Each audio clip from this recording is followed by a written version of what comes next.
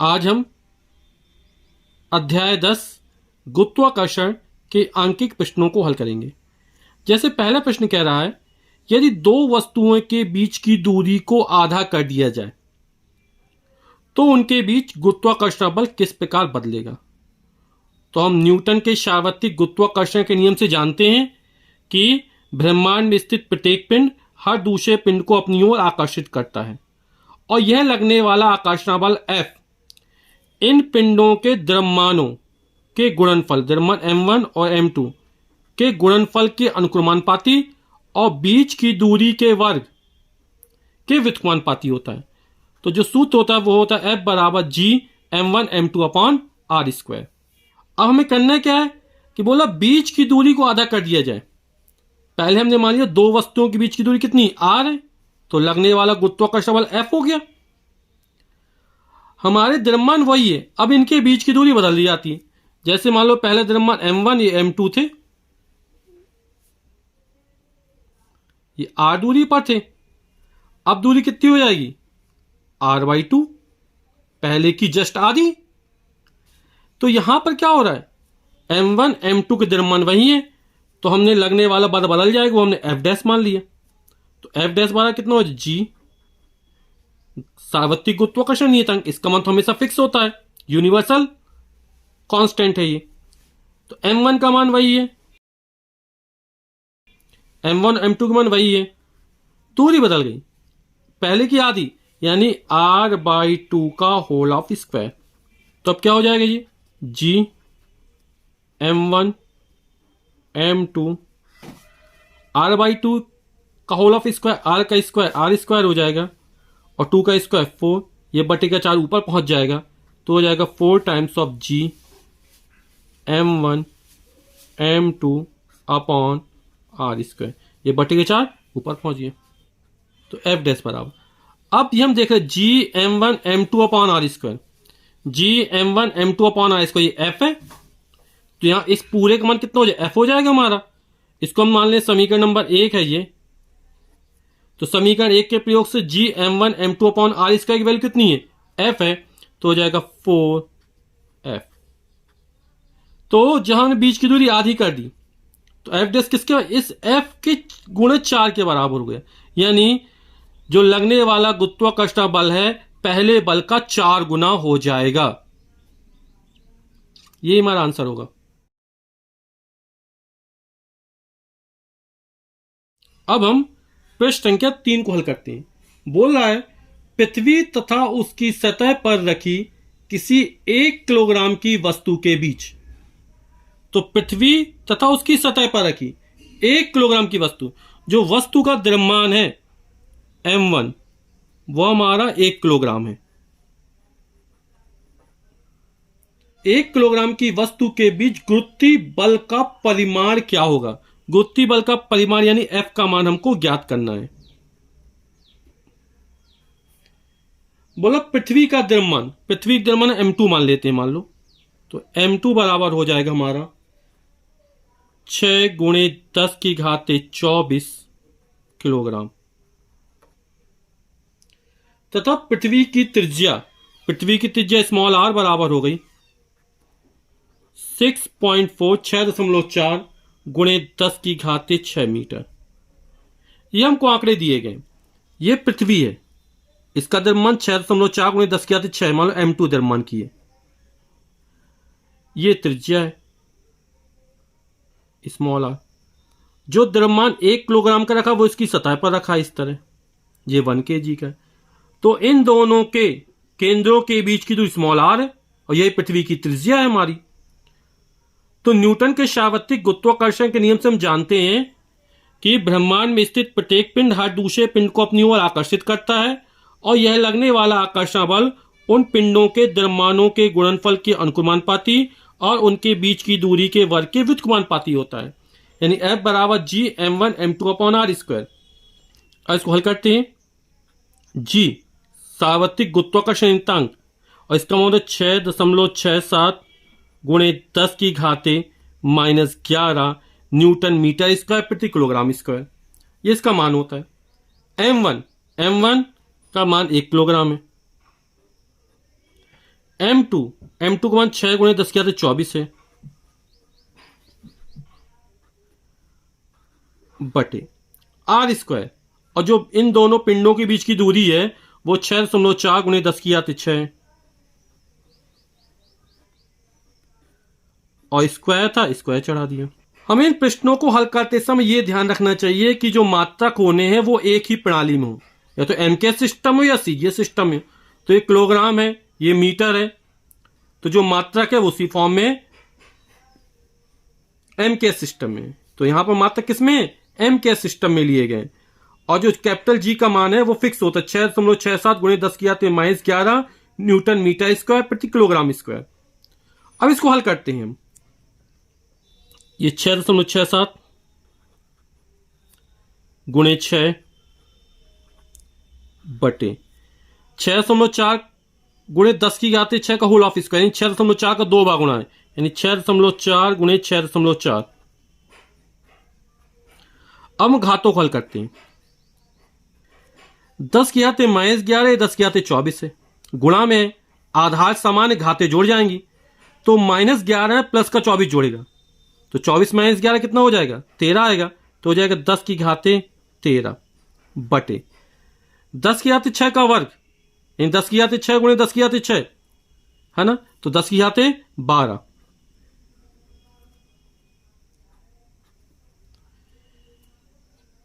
6 7 42 की 2 हाथ से लगी 4, 6 6 36 और 4 40 की 0 हाथ से लगी 4, 6 6 36 और 4 40, तो 40.02 हो जाएगा, बटे अब 6.4 में जब 6.4 का गुणा करेंगे तो ये हमारा आएगा 40.96। अब ये 10 की घात 13 बटे 10 की घात 12 है, तो ये ऊपर जाएगा, तो हम जानते हैं 1 की पावर m बटे 1 की पावर n बराबर 1 की पावर m - n, यानी क्या होगा, 13 में से घात 12 को घटा देंगे, 13 से 12 जाएगा, 1 बचेगा, 1 बचे 10 की घात 1, यानी 10 की घात 1 यानी कि 10, और ऊपर है 40.02, यहां भी 2 के बाद दशमलव, यहां भी 2 दशमलव हट जाएगा, तो हो जाएगा 4002 बटे 4096 गुणे 10। अब 4002 में 4096 का भाग करेंगे तो ये हमारा आ जाएगा 0.98 गुणे 10, और 0.98 में जब 10 का गुणा करेंगे तो हो जाएगा 9.8, और बल का मात्रक होता है न्यूटन, यही हमारा आंसर हो जाएगा। क्वेश्चन नंबर 12वां कह रहा है चंद्रमा की सतह पर गुरुत्वीय बल पृथ्वी की सतह पर गुरुत्वीय बल की अपेक्षा 1/6 गुणा है। एक 10 किलोग्राम की वस्तु का चंद्रमा पर तथा पृथ्वी पर न्यूटन में भार क्या होगा। तो जो वस्तु का द्रव्यमान दिया गया है वो 10 किलोग्राम है, द्रव्यमान का मात्रक किलोग्राम, तो यहां पर 10 किलोग्राम है, यानी द्रव्यमान दिया गया है। वस्तु का द्रव्यमान स्मॉल m, और इसका मान हमको दिया गया है 10 kg, 10 किलोग्राम। अब हमें इस वस्तु का जो द्रव्यमान दिया गया इसके आधार पर हमें वस्तु का भार ज्ञात करना है, पृथ्वी पर ज्ञात करना है और चंद्रमा पर ज्ञात करना है। तो पृथ्वी की सतह पर वस्तु का भार यानी लगने वाला बल, तो पृथ्वी की सतह पर वस्तु का भार W बराबर हो जाएगा हमारा m × g, जहां m वस्तु का द्रव्यमान और g गुरुत्वीय त्वरण है। m द्रव्यमान 10 किलोग्राम है और पृथ्वी का गुरुत्वीय त्वरण 9.8 मीटर प्रति सेकंड स्क्वायर होता है, और भार का मात्रक न्यूटन, तो ये निकल आएगा न्यूटन में हमारा, और 9.8 में 10 का गुणा करेंगे तो हो जाएगा 98 न्यूटन, यानी कि पृथ्वी की सतह पर वस्तु का भार 98 न्यूटन निकल आएगा। अब हमसे कह रहा है कि जो चंद्रमा की सतह पर गुरुत्वीय बल है वो पृथ्वी की सतह पर गुरुत्वीय बल का 1/6, तो 98 के 1/6 कर देंगे तो हमें चंद्रमा की सतह पर वस्तु का भार निकल आएगा। चूंकि चंद्रमा की सतह पर जो गुरुत्वीय त्वरण होता है वो पृथ्वी की सतह का 1/6 होता है। तो गुरुत्वीय बल भी क्या हो जाएगा, 1/6 हो जाएगा। हमारा भार कितना निकला, 98। तो 98 के 1/6 कर देंगे तो हमारा चंद्रमा की सतह पर वस्तु का भार निकल आएगा।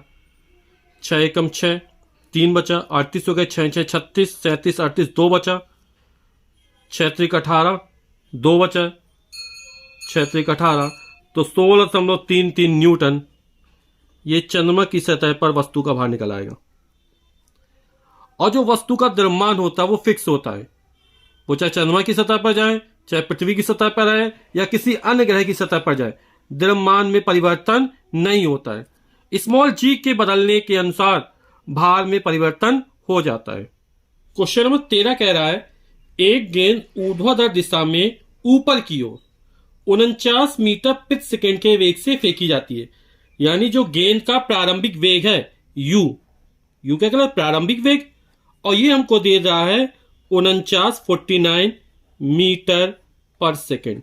ये हमको दे रहा है कि एक गेंद जिसको ऊपर की दिशा में ऊर्ध्वाधर ऊपर की ओर 49 मीटर प्रति सेकंड की वेग से फेंकी जाती है। ऊर्ध्वाधर ऊपर हो गया सीधे। परिकलन कीजिए। नंबर फर्स्ट पार्ट हमको सॉल्व करना है। बोला अधिकतम ऊंचाई जहां तक की गेंद पहुंचती है, यानी स्मॉल एच का मान ज्ञात करना, मैक्सिमम हाइट।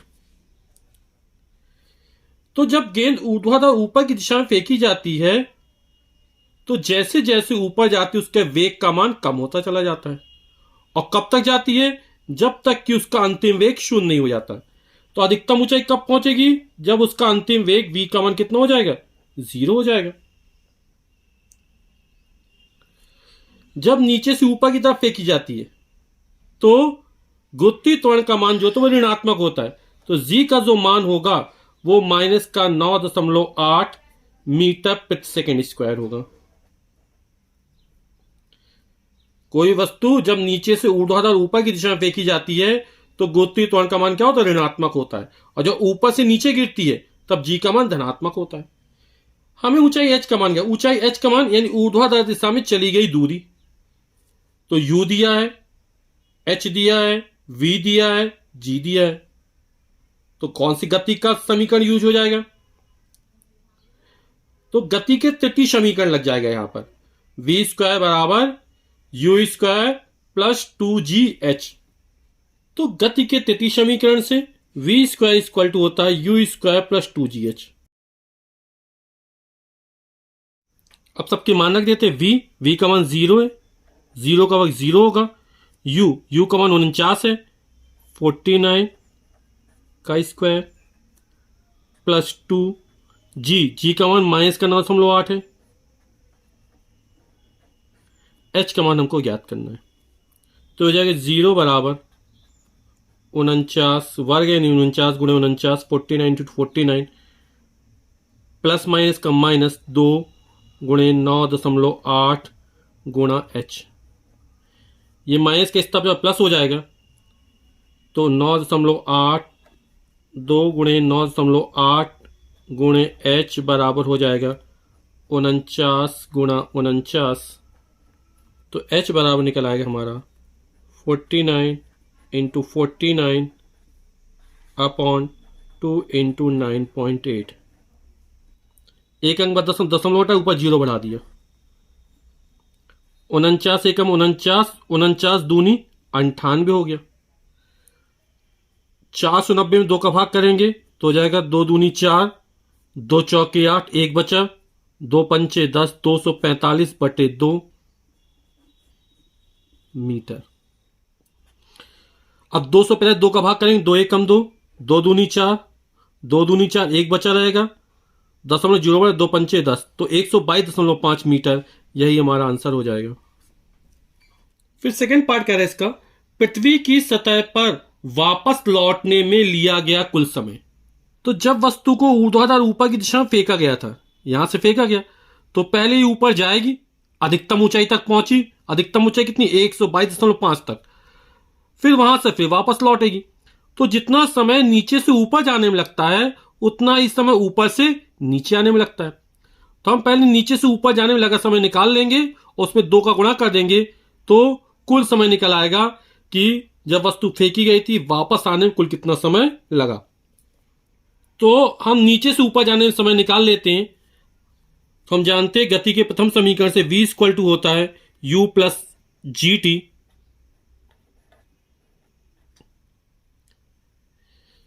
जब वस्तु को ऊर्ध्वाधर ऊपर या नीचे की दिशा में फेंका जाता है तो त्वरण के स्थान पर गुरुत्वीय त्वरण काम करता है। तो v equal to u plus a t, a की जगह जी टी। सबके मान रख देते हैं। अंतिम वेग हमारा 0 हो गया था, 0। प्रारंभिक वेग हमारा 49 था। जी का मान -9.8 और टी का मान हमको ज्ञात करना है। तो इसका पक्षांतर कर देंगे तो हो जाएगा 9.8 टी बराबर 49। तो टी का मान निकाल लेंगे तो टी बराबर हो जाएगा 49 बटे 9.8। 0 बढ़ा देंगे तो हो जाएगा 490 बटे 98।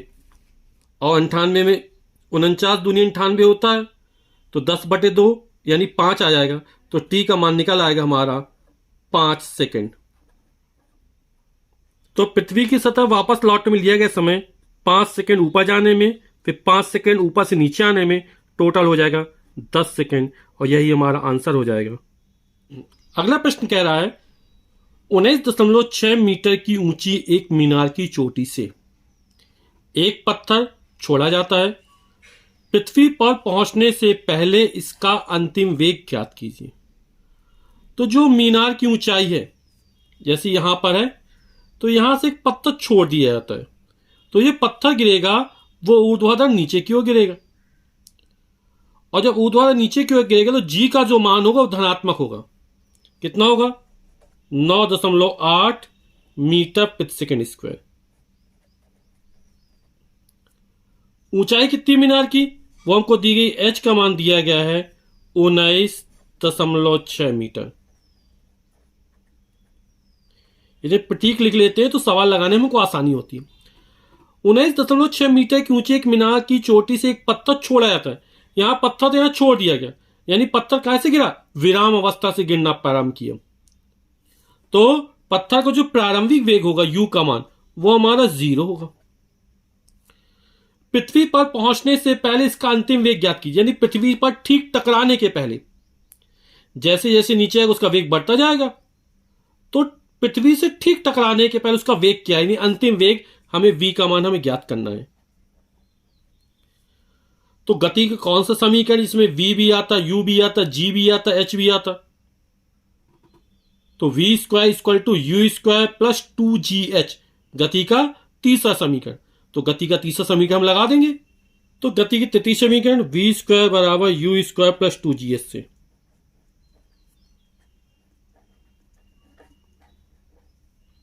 तो सबके मान रख देते हैं। v का मान हमको ज्ञात करना है। u का मान 0 है तो 0 का वर्ग 0 हो जाएगा, प्लस 2 g गुरुत्वीय त्वरण का मान 9.8 मीटर पर सेकेंड स्क्वायर, और h का मान है 19.6। तो v स्क्वायर इक्वल टू ये हो जाएगा 2 98। 9.8 को लिख सकते हैं 2 इंटू 4.9, 49 दूनी 98, और 19.6 को लिख सकते हैं 4 इंटू 4.9। जैसे हम गुणा कर ले वर्गमूल निकाल ले। हम देखेंगे यहां पर 2 2, तो v का मान डायरेक्ट निकाल देते हैं। इसका वर्गमूल निकालना है। 2 का एक जोड़ा बन गया, 2 निकल आएगा। 4.9 का एक जोड़ा बन गया तो 4.9 निकल आएगा। और 4 यानी 2 गुणे 2 होता है तो 2 निकल आएगा। 2 दूनी 4, 4 नाम 36 की 6, हाथ लगी 3, 4 चौक 16 और 16 में 3 जोड़े 19.6 मीटर प्रति सेकेंड। और यही हमारा आंसर हो जाएगा। या तो हम इनका गुणा करके वर्गमूल निकाले तो भी निकल आता। ठीक है। तो अंतिम वेग यानी पृथ्वी से ठीक टकराने के पहले जो वेग होगा वो 19.6 मीटर प्रति सेकेंड होगा।